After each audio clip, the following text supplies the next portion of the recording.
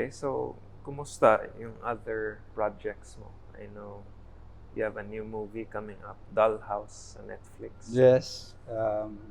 Siguro pagkalabas nito, it's already out na.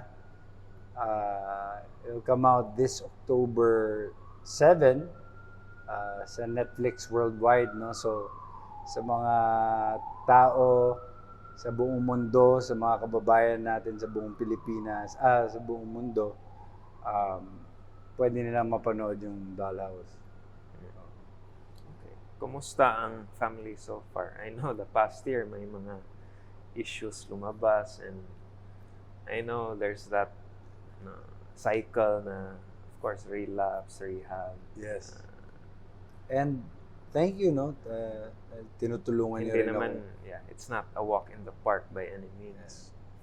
Kasi, di ba, lumabas yung kay Tony, na parang everybody thought na parang Changed man na. Parang fix na talaga. Fix na. May mga lapses because I think nung time na yun, I was still performing. Napaka-superficial pa yung walk ko with God. And you know, hanggang ngayon, I'm still working on my relationship. Yeah, I think wala namang, as long as we're in this mortal world, we continue to be sinful, and we're still, of course, drawn to many temptations and negative things. So yeah, of course, it's an ongoing struggle.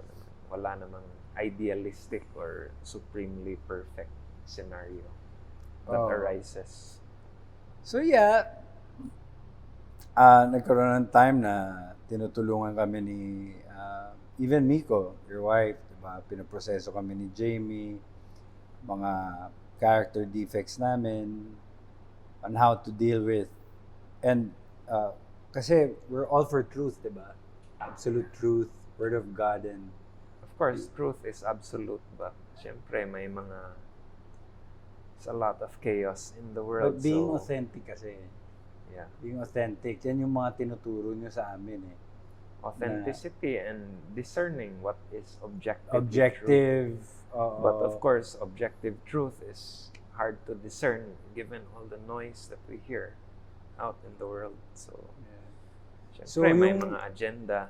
Agenda. Tapos, nung time na yun, performance-based Christian ako, bro. Dami pang lies, dami pang denials. Projections, like you want to show to the world you're this, or you want to perform to be validated. So eventually you burn out and it's not gonna last. So you, rather than just being authentic and just, this is who you are, how you are. Yeah. Yun ang pinaka gusto ko rin na parang who I am at home should be the same guy who interacts with people outside. Kasi ganun ka eh. Like, you invite me in, I'm very welcome sa bahay mo. You're the same guy. Hindi ka nagbabago. You don't perform. But that's a complex issue kasi I think people in general, maraming quirks, complexities. So of course, some are more image conscious, some wanna project. And that's something we can't change unless, diba, iba naman yung mga personality traits. But of course, it's ideal to be more genuine, of course. But that doesn't happen often. Kasi maraming agenda. Some want to be famous, some want to belong to a certain group, some want to conform with the herd. Diba, may herd na go with the flow kung saan ang popular choice because they fear being an outcast or they fear being shunned. So there are issues like that which is why people behave a certain way. Plus other factors such as upbringing nila, how they're raised, mindset, mentality, experiences, all of that. Yeah. May libro nga akong iiwan sa inyo eh. What books? Which books were these? I know you mentioned a few books. The Road Less Traveled. Dun sa hindi nakakaalam, mapunta lang ako ng short story lang. Or short testimony rather. Nung nagkaroon kami ng semi-breakup ni Mrs., I stayed in Bulacan for 2 months. I thought after healing there, magiging maayos na pagbalik ko sa Cebu. But healing takes time. Marami akong mga nagawang kasalanan. And Towards your wife. towards Jamie. So she had a hard time forgiving me.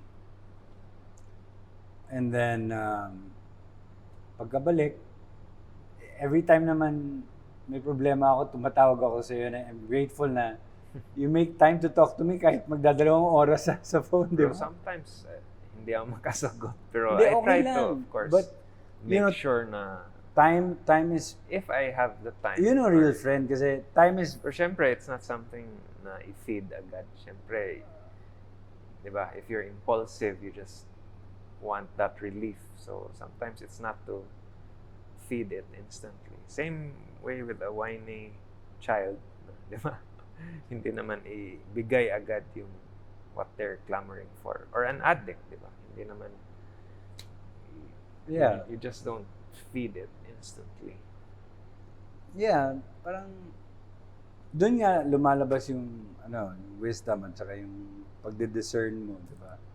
So, anyway, going back to the story na after natin mag-usap, bigla akong napadala sa rehab because nag-relapse ako ng todo. I was dissatisfied with my life. I wanted to prove to Jamie na I could be a really parang supportive and parang yung mga dreams, parang a good provider, parang ganyan. So you Yung were pala, still na-realize performing ko, I was still performing. for And then, that role na good provider, good husband, good husband, able to good father. And then, sustain. later on, hindi pala yun ang hinahanap ni Jamie. Ang hinahanap niya, na-realize ko inside rehab, is more on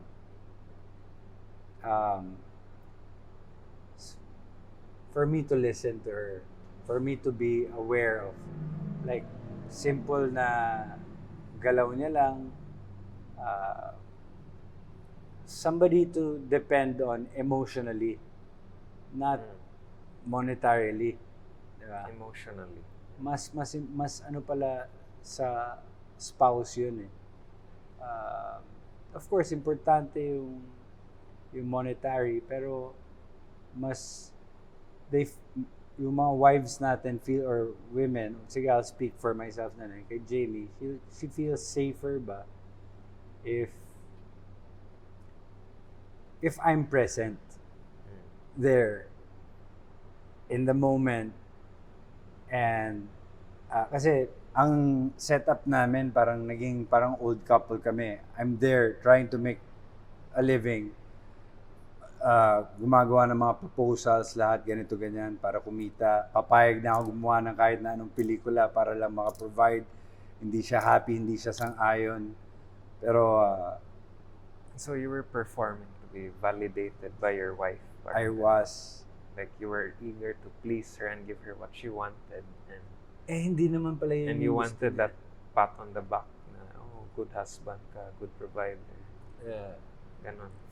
Hindi naman pala. All she wanted was for me to stay humble, to make time to listen. Kasi pagagising ko sa umaga, hindi ko na siya kinikiss. I don't make coffee for her, or simple gestures na makakapagpatamis ng relationship eh. So gagawin ko, mag-fixate ako sa phone. Nandun yung mga kids namin, good morning lang, hanggang gano'n na lang. So, nawawala yung relationship. Nawawala yung communication. Hindi kami nakapag-communicate na maayos.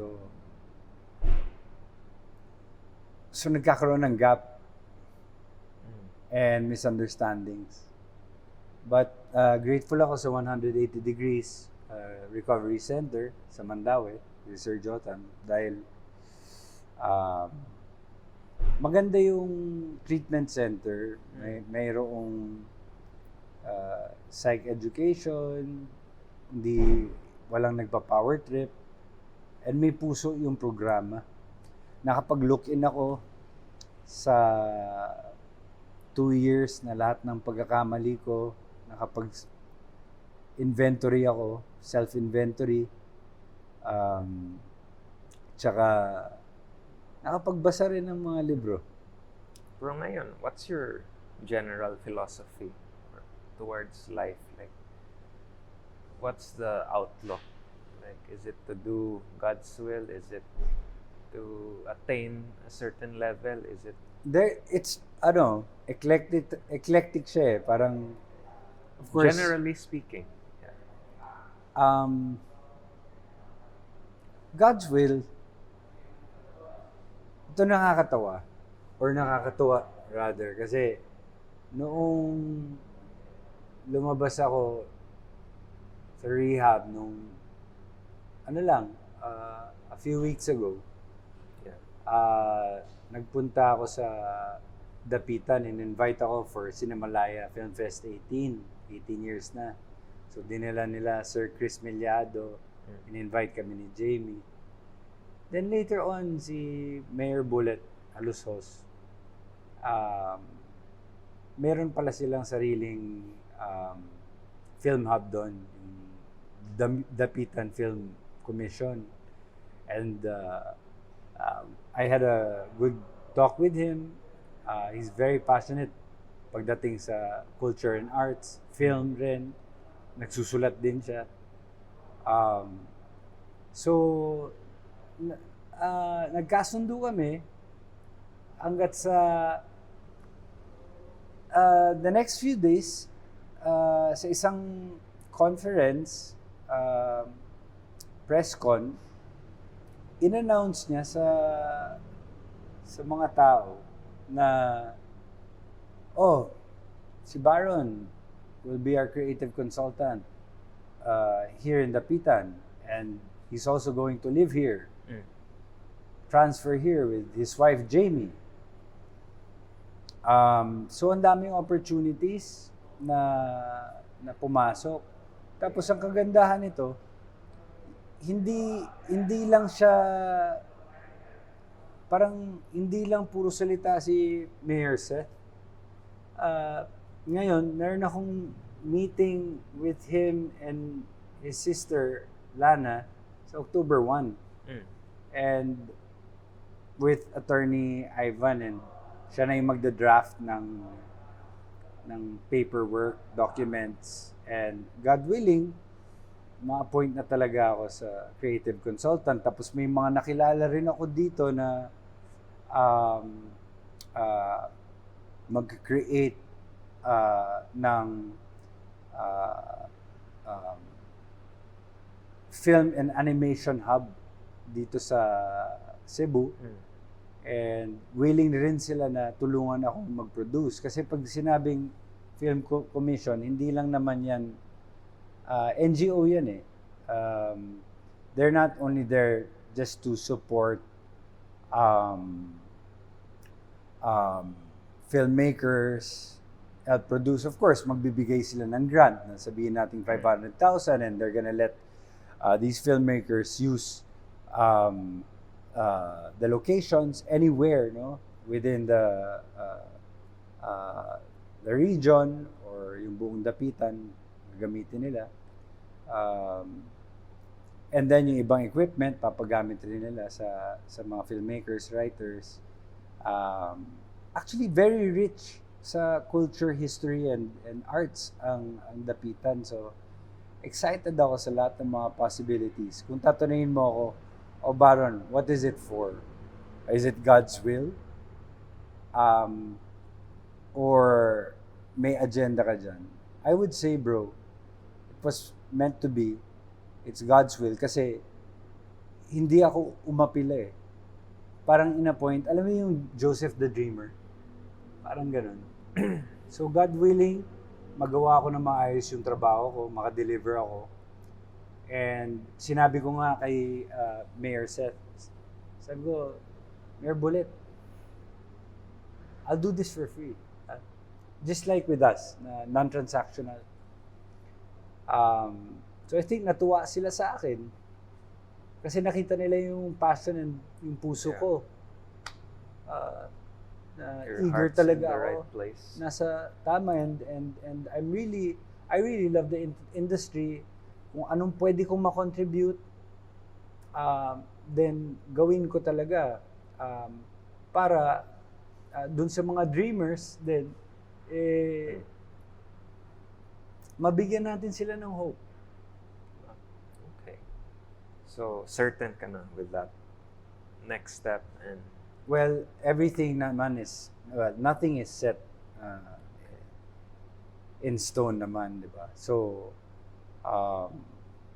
we'll see when we yeah. cross the bridge ba.